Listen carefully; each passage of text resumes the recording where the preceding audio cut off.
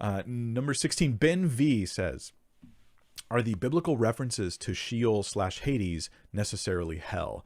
Some Christian traditions have it as the underworld, with hell only being something after the resurrection. Ben, this is a complicated issue, especially because our English translations are, by tradition, fuzzy on these topics very often. So if you look up the Greek words, you've got, like you mentioned, Sheol, Hades.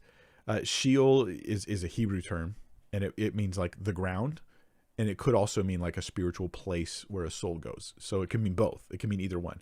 It's like the word grave, but they would use it for physical ground, where, like, say you bury someone in the ground, and they would also use it for other things, like sort of like the spiritual location.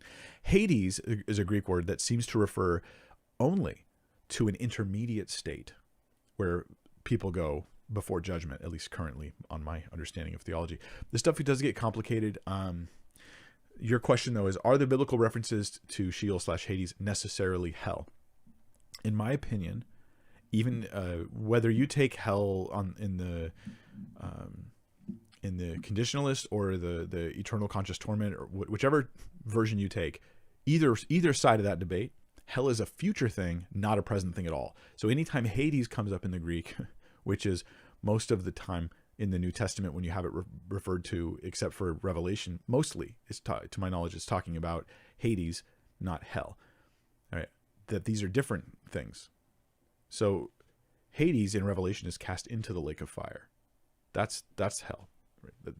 At least this stuff gets complicated, so forgive me, you guys, for not getting more clarity on it for you. Some Christian traditions have it as the underworld, with hell only being something after the resurrection. I think that's just the correct view.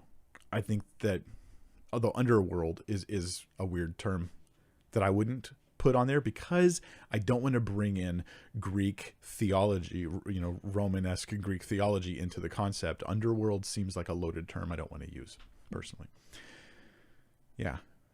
So anyways, that's my view. Just preview for you guys, and this is going to frustrate you. I apologize ahead of time.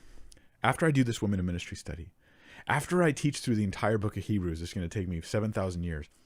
Then I'm going to do a study on the topic of hell, and I'm going to get into all these issues in a lot of detail.